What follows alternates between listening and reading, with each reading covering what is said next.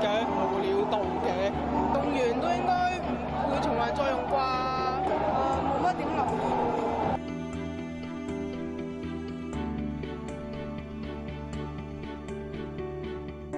都好明白啲大型道具到底有啲咩作用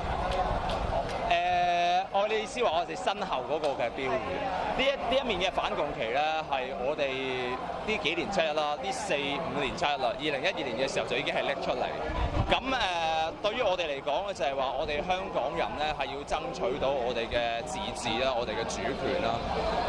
講嚟講去嘅就係話我哋係要避免同埋要排除中共嘅介入我哋香港自己嘅事務，所以咧我哋一直以嚟呢個口號同埋綱領咧都係幾個字去簡單歸納嘅，就係本土民主反共。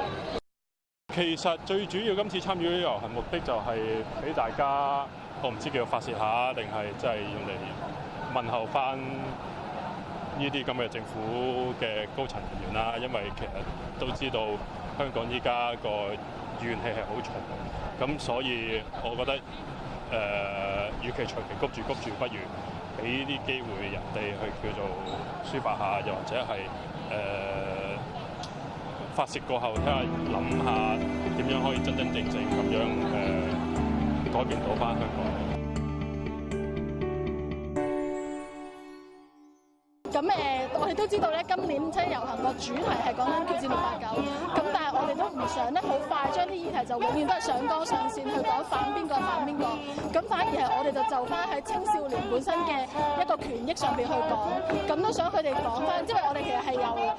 小朋友自己講翻，覺得暑假而家咧好辛苦，咁我哋青年嘅工作者咧就會覺得有乜理由會咁本末倒置，暑假反而係仲忙過翻學咧，咁於是我哋就好想喺公眾呢度咧，俾大家去趁暑假未開始咧，意識多少少其實暑假嘅原意係乜嘢啦，同埋小朋友本身嘅權利係乜嘢咯，好想支持翻呢個平衡學習咯，係啊。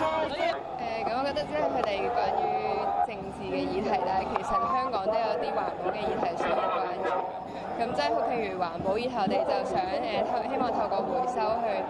令到人更加